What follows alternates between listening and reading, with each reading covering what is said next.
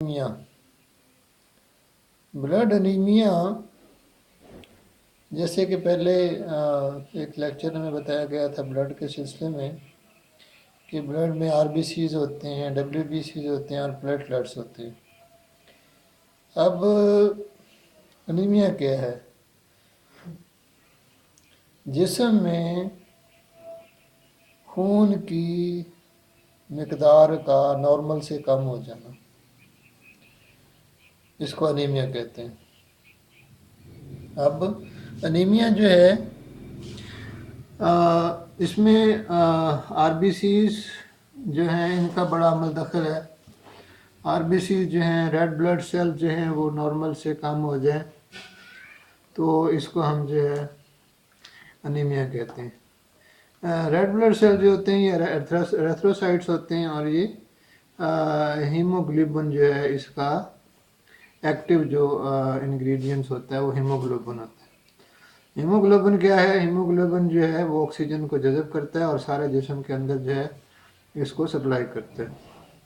अब नॉर्मल जो H B है, नॉर्मल एच बी जो है मेल में 12.5 ग्राम पर 1000 ml और फीमेल में 10.5 ग्राम 1000 ml है। अब जब हीमोग्लोबिन की कंसंट्रेशन जो है वो कम हो जाएगी या ज़्यादा हो जाएगी। अगर हीमोग्लोबिन जो है वो नॉर्मल से ज़्यादा हो गया तो भी जो है वो अनीमिया का बायस है, और अगर कम हो गया है तो भी अनीमिया है। अब अनीमिया में हम क्या करते हैं, हम जो ब्लड की जो क्वांटिटी है और क्वालिटी है, क्वांटिटी और क्वालिटी जो है उसका हम करते हैं कि क्वालिटी क्या है और क्वांटिटी क्या है। क्वांटिटी ये है कि मिकदार, कि हमारे जिस्म के अंदर जो है वो ब्लड की जो मिकदार है वो क्या वो नॉर्मल है, और क्या जो उसके अंदर डब्ल्यूबीसीज हैं, आरबीसीज हैं वो क्या उनकी क्वालिटी सही है। अब आरबीसी या डब्ल्यूबीसी की क्वालिटी जो है वो अगर सही है और क्वांटिटी सही है, नॉर्मल है, तो इसको हम कहते हैं कि नहीं, अनीमिया नहीं है। अगर इसकी क्वालिटी और क्वांटिटी में फ़र्क आ गया है, वो नॉर्मल नहीं है, तो हम क्या कहते हैं कि जो है वो अनीमिया हो गया। अब अनीमिया के काजेज़ जो हैं वो आमतौर पे मुख्तलिफ हो सकते हैं। इसमें नॉर्मली तौर पे जो है वो बड़े जो काजेज़ हैं, इस वैसे तो बहुत ज़्यादा इसके असबाब हैं और बहुत बड़ा लंबा टॉपिक है, लेकिन ये है कि इसके जो काजेज़ हैं इसको हम कुछ जो काजेज़ हैं उनको हम डिस्कस कर लेते हैं। नंबर एक है कि एक्सेसिव ब्लीडिंग जो होती है।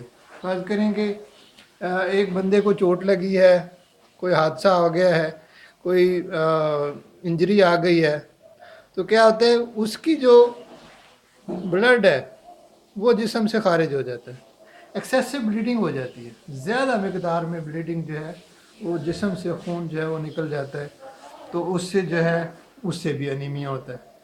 इसी तरह से मेंसेस में मेंस्ट्रुअल जो ब्लीडिंग होती है, जैसे मेंसेस होती हैं ख़वातीन को और माँ जो है वो ब्लीडिंग होती है, तो उसमें क्या होता है, उससे भी क्या होता है हमारे जो ब्लड है उसकी जो है वो कमी हो जाती है। इसी तरह से हमारे जिस्म में कुछ जो टॉक्सिन्स, मुख्तलिफ टॉक्सिन्स हैं, जैसे बाइल है, यूरिक एसिड है, क्रिएटिनिन है, इसकी मिकदार जो है वो अगर गुर्दे प्रॉपरली काम ना करें और जिगर में कोई प्रॉब्लम आ जाए या गुर्दों में कोई मसला आ जाए और उसमें टॉक्सिन जो है हमारे जिस्म में इकट्ठे होने शुरू हो जाएं, तो वो भी अनीमिया के बायस होते हैं। इस तरह मुख्तलिफ इन्फेक्शन है, टीबी इन्फेक्शन है, पैरासाइट इन्फेक्शन है, जो क्या है,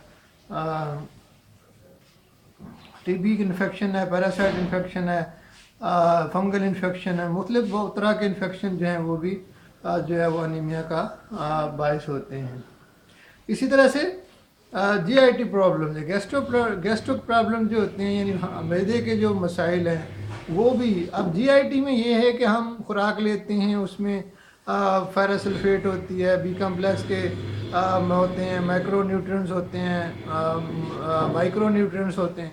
ये सारे अगर हम बैलेंस डाइट लेते हैं तो ये भी हमारे जो अनीमिया इस पे असरअंदाज होता है। अगर हमारी खुराक जो है वो बैलेंस नहीं है तो भी जिस्म में अनीमिया होगा। उसमें मुख्तलिफ टाइप के जैसे आयरन डेफिशिएंसी अनीमिया है वो कि आयरन की वजह से होता है।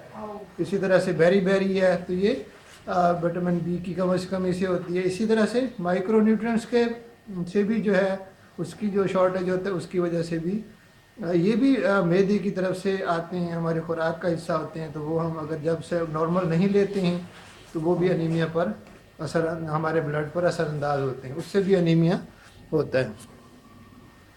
इसी तरह से इन्फेक्शन केयर, हमारे जिस्म में मुख्तलिफ इन्फेक्शन आते हैं और हम जो हैं उन इन्फेक्शंस को जो है वो कंट्रोल करने के लिए मुख्तलिफ दवाइयाँ जो हैं वो बड़ी मिकदार में लेते हैं, कुछ बड़ी मिकदार में लेते हैं, कुछ थोड़ी मिकदार में लेते हैं। तो वो जो ड्रग्स हैं, केमोथेरेपी है, फिजियोथेरेपी है, रेडियोथेरेपी है, वो भी जो है हमारे जो सेल्स हैं उस ऊपर असरअंदाज होते हैं और उससे भी ब्लड अनीमिया होता है। ऐसे मेटाबॉलिक डिसऑर्डर होते हैं। मुख्तलिफ मेटाबॉलिक डिसऑर्डर में क्या हो सकता है कि मुख्तलिफ हार्मोन हमारे जिस्म में पैदा होते हैं। अब ये हार्मोन की डेफिशिएंसी अगर हो गई है, पिट्यूटरी काम सही नहीं कर रहा, थायराइड ग्लैंड सही काम नहीं कर रहा, एड्रेनलिन एक्स्ट्रा काम कर रहा है, इसी तरह से प्रोजेस्टेरोन और एस्ट्रोजन का कोई मसला है, टेस्टोस्टेरोन का मसला है, तो भी क्या है मेटाबॉलिक डिसऑर्डर्स हो सकते हैं और ये भी अनीमिया का बायस होती हैं। आगे है कैंसर्स। कैंसर्स भी जो हमारे जिस्म के अंदर कोई कैंसर आ गया है, कोई मेलिग्नेंसी है,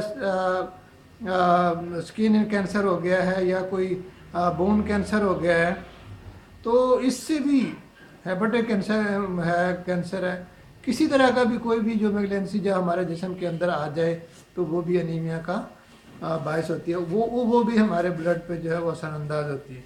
इसी तरह से जेनेटिक फैक्टर्स हो सकते हैं। जैसे जेनेटिक में ये है कि हमारे ल्यूकीमिया, हेमोफीलिया और इसी तरह से जेनेटिक जो डिजीज़ हैं वो तकरीबन 80 तरह की जो जेनेटिक डिजीज़ हैं मुख्तलिफ जो है वो मौजूद हैं और उनके यानी वो ऐसी जेनेटिक डिजीज़ जो कि ब्लड से रिलेटेड हैं, जैसे हीमोफीलिया है या ल्यूकीमिया, इसमें जो ब्लड जो है वो एक्स्ट्रा जो है वो ज़ाया होता रहता है, वो क्लॉटिंग हो जाती है, तो उससे भी जो है हमारे जो अनीमिया है उसकी क्वालिटी और क्वांटिटी में फ़र्क आ जाता है। अब अनीमिया क्या है कि ब्लड में जो है वो आरबीसीज और डब्ल्यूबीसीज वगैरह का जो कंसंट्रेशन है वो नॉर्मल से कम हो जाए।